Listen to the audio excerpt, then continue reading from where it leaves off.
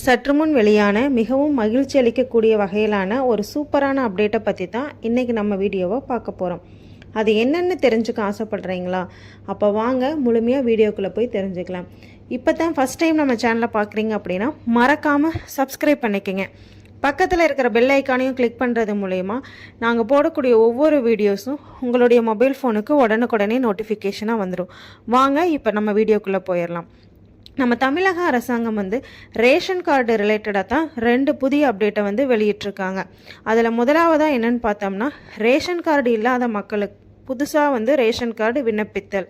2வது அப்டேட் என்னென்னா, ஏற்கனவே ரேஷன் கார்டு உள்ள மக்கள் அதில் ஏதாவது மாற்றங்கள் வேணும் அப்படின்னா செஞ்சுக்கலாம் அப்படின்ற இந்த 2 புதிய அப்டேட்டை தான் நம்ம தமிழக அரசாங்கம் ரீசெண்டாக வெளியிட்டிருக்காங்க.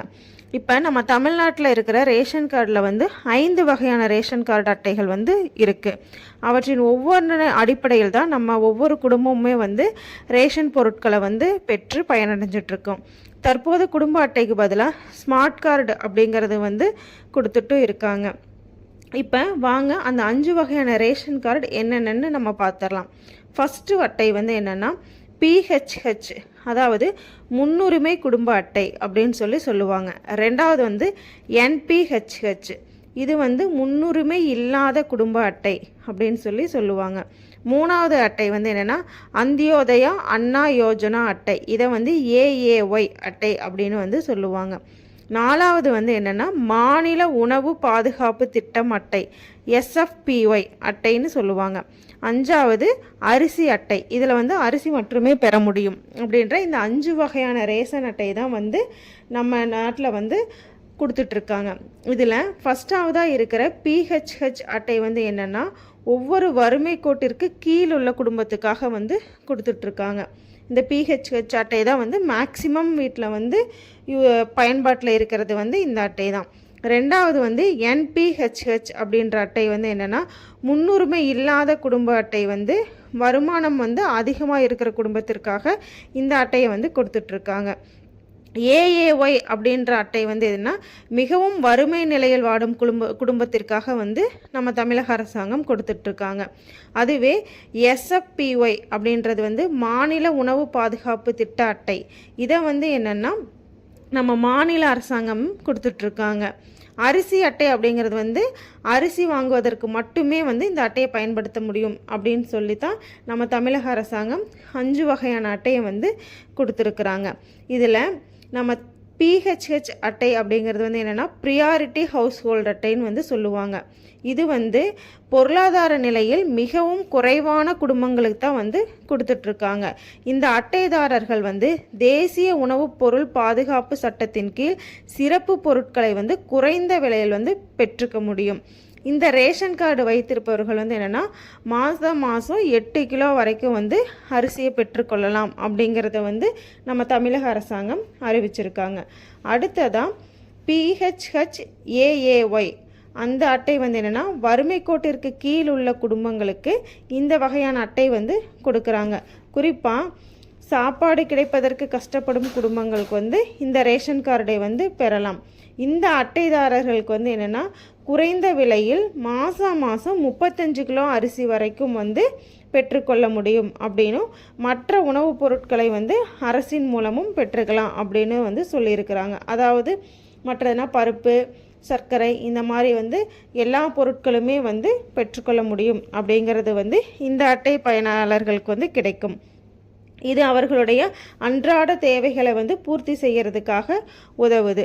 அதுவே NPHH அப்படிங்கிறது என்னென்னா நான் ப்ரியாரிட்டி ஹவுஸ் ஹோல்ட் அட்டை அப்படின்னு சொல்லுவாங்க.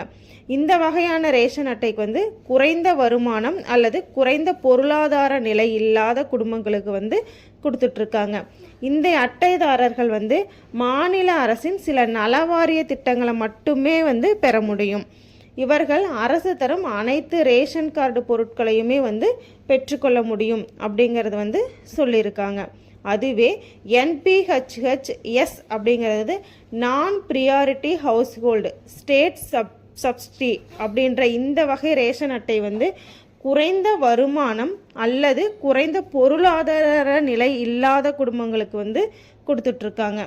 இந்த ரேஷன் அட்டை வைத்திருப்பவர்கள் வந்து அரிசியை தவிர பிற பொருட்களை பெற முடியும். அதாவது இந்த அட்டைதாரருக்கு வந்து அரிசி அப்படிங்கிறது வந்து கிடைக்காது, மற்ற எல்லா பொருளையுமே வந்து வாங்கிக்க முடியும் அப்படின்னு வந்து சொல்லியிருக்காங்க. அதுவே என்பிஹெச் என்சி இந்த வகையான அட்டை வந்து நியாய விலைக்கடைகளில் வந்து கிடைக்கும். இது எந்த ஒரு பொருளையுமே வந்து வாங்க முடியாது. தேவைப்படும் நேரங்களில் பயன்படுத்தப்படும் அரசாங்க ஆவணமாக மட்டுமே வந்து இந்த அட்டையை வந்து வச்சிருக்க முடியும் அப்படின்னு வந்து நம்ம தமிழக அரசாங்கம் வந்து சொல்லியிருக்காங்க. இந்த ரேஷன் அட்டை வகைகளின் மூலம் அரசு மக்களின் பொருளாதார நிலையை வந்து புரிந்து கொண்டு அவர்களின் தேவைகளை பூர்த்தி செய்யும் வகையில் தான் வந்து இந்த ரேஷன் அட்டை அப்படிங்கிறது வந்து நடைமுறைக்கு கொண்டு வந்திருக்கிறதா சொல்லியிருக்காங்க. இவை வந்து ஒவ்வொரு குடும்பத்திനും வாழ்க்கை தரத்தை வந்து கண்டிப்பாக உயர்த்தும் அப்படின்ற நோக்கத்தில் தான் இந்த 5 வகையான அட்டைதாரர்களுக்குமே ஒவ்வொரு விதமான வகையில் வந்து பொருட்கள் வந்து வழங்கிட்டு இருக்குது நம்ம தமிழக அரசாங்கம். இப்போ நீங்கள் புதுசாக வந்து ஒரு ரேஷன் கார்டு விண்ணப்பிக்கிறீங்க அப்படின்னா அது எப்படி விண்ணப்பிக்கணும்னா, நீங்கள் தமிழ்நாடு அரசின் உணவு பொருள் வழங்கல் மற்றும் நுகர்வோர் பாதுகாப்பு துறையின் இணையதளத்திற்கு சென்று, அதாவது ஆன்லைன் மூலமாக நீங்கள் வந்து உங்களுடைய தேவையான ஆவணங்களை எல்லாம் கொடுத்து சமர்ப்பிச்சிங்க அப்படின்னா உங்களுக்கான புதிய ரேஷன் கார்டு வந்து பெற்றுக்கொள்ள முடியும்.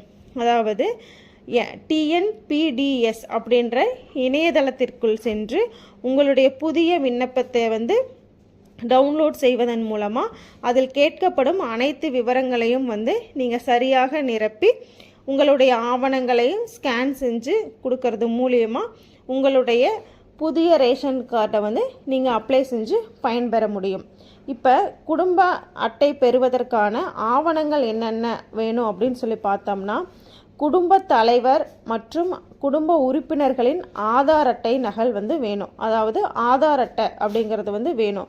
அடுத்து கரண்ட் பில் கட்டுறதுக்கான ரசீது, வீட்டு வரி ரசீது, அதுக்கப்புறம் வந்து குடும்ப தலைவரின் புகைப்படம், உங்களுடைய பேங்க் பாஸ்புக்குடைய முதல் பக்கத்தின் ஜெராக்ஸு, அதுக்கப்புறம் உங்களுக்கு ஏற்கனவே ரேஷன் கார்டு இருக்குது, அதில் வந்து உங்களுடைய நேம் இருக்குது அப்படின்னா அதற்கான நகல், அது இருந்தது அப்படின்னாத்த ஃபஸ்ட்டு இருந்த ரேஷன் கார்டிலேருந்து உங்களுடைய பேரை நீக்கிட்டு புதிதாக உங்களுக்குன்னு ஒரு ரேஷன் கார்டு வந்து அப்ளை பண்ண முடியும். அதுக்காகத்தான் அந்த முந்தைய குடும்ப அட்டை இருந்ததுன்னா அதனுடைய நகல் வேணும்.